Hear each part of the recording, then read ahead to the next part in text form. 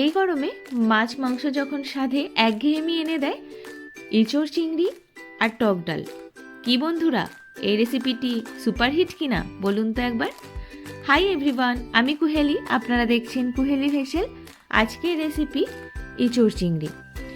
তো কুহেলির হেসেলে এঁচোড় চিংড়ি কীভাবে রান্না হয়েছে সেটাই আপনাদের সাথে শেয়ার করে নেব।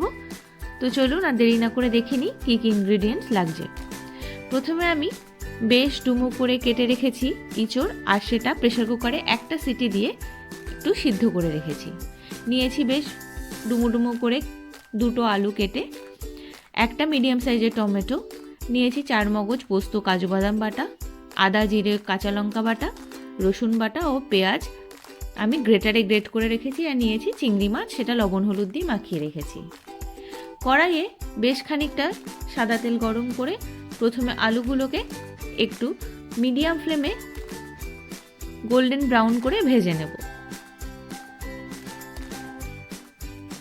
আমি হলুদ ছাড়াই সামান্য লবণ দিয়ে আলুগুলোকে ভেজে নিচ্ছি।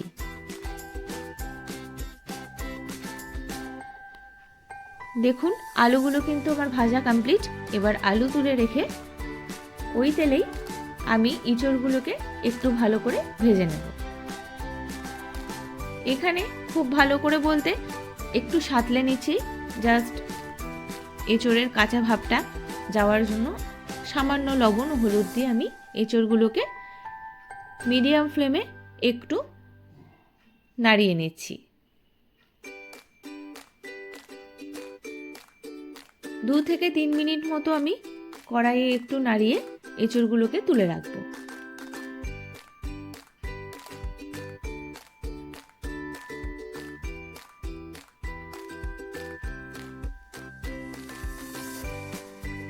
এঁচোড় তুলে নিয়ে আবার কড়াইয়ে কিছুটা সাদা তেল গরম করে আগে থেকে নুন হলুদ দিয়ে ম্যারিনেট করে রাখা চিংড়ি মাছগুলো আমি এবার ভেজে রাখছি।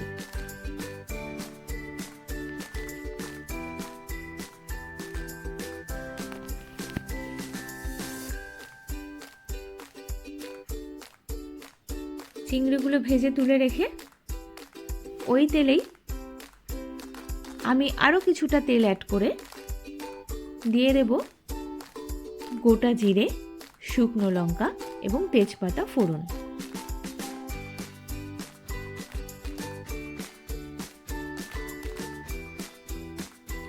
ফোড়নের মশলাগুলি একটু ভালো করে নেড়ে চেড়ে কাঁচা গন্ধ চলে গেলে দিয়ে দিচ্ছি প্রথমে আগে থেকে পেস্ট করে রাখা রসুন বাটা। আমি এখানে 1 চামচ মতো রসুন বাটা অ্যাড করলাম। আমি কিন্তু রান্নাটা খুব একটা রিচ করছি না, যেহেতু গরম পড়েছে, মশলাপাতি একটু কম খাওয়াই শরীরের জন্য ভালো হবে। এখানে আমি ছোট সাইজের 2টো পেঁয়াজ গ্রেট করে রেখেছিলাম, সেই পেঁয়াজটাও দিয়ে দিলাম। পেঁয়াজ আর রসুন খুব ভালোভাবে একটু ভেজে নেব, যাতে কাঁচা গন্ধটা চলে যায়। ঠিক গোল্ডেন ব্রাউন হওয়া পর্যন্ত পেঁয়াজ আর রসুন ভেজে নিয়ে আমি আগে থেকে বেটে রাখা জিরে, আদা আর কাঁচা লঙ্কার পেস্ট দিয়ে দিচ্ছি। আবারও সমস্ত মশলা খুব ভালোভাবে কষিয়ে নিয়ে মশলা থেকে কাঁচা গন্ধ চলে গেলে এবারে অ্যাড করে দিলাম কেটে রাখা টমেটো কুচি।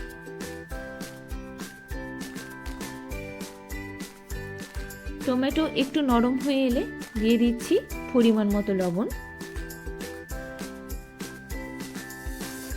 দিয়ে দিলাম রঙের জন্য হলুদ এবং কাশ্মীরি লঙ্কার গুঁড়ো।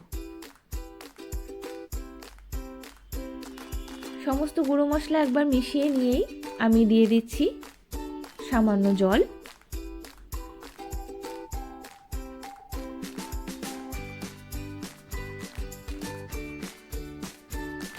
মশলা কষে তেল ছেড়ে এসছে, দেখতেই পাচ্ছেন। তো এবারে একটু ভালো করে সমস্তটা নাড়িয়ে নিয়ে দিয়ে দেব আগে থেকে পেস্ট করে রাখা কাজু, 4 মগজ এবং পোস্তর পেস্ট। আপনারা খেয়াল করলে দেখতে পাবেন আমি কিন্তু সমস্ত মশলাই খুব সামান্য পরিমাণে ব্যবহার করছি।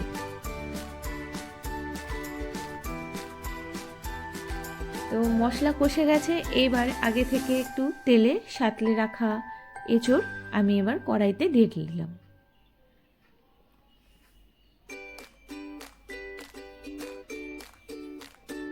সমস্ত মশলার সাথে এঁচোড়টা বেশ ভালো করে কষিয়ে নিয়ে আগে থেকে ভেজে তুলে রাখা আলু এই পর্যায়ে আমি দিয়ে দিলাম কড়াইয়ে। আবারও খুব ভালোভাবে মশলার সাথে মিশিয়ে নিচ্ছি সমস্তটাকে।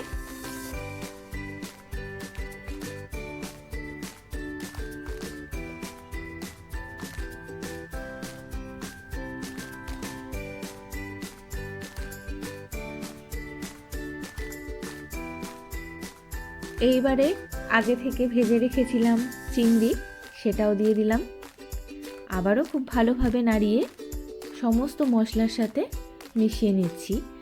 এইবারে আমি পরিমাণ মতো উষ্ণ গরম জল দিচ্ছি। ঠিক আমার ঝোলের পরিমাণ আমি যতটুকু রাখবো সেই পরিমাণ মতো দিলাম। একেবারে ঝোলঝোলও করছি না, আবার একেবারে শুকনোও আমি করছি না, যেহেতু বাড়িতে খাবো। তো এইবারে আমি ঢেকে 5 মিনিটের জন্য ফুটতে দিয়েছিলাম।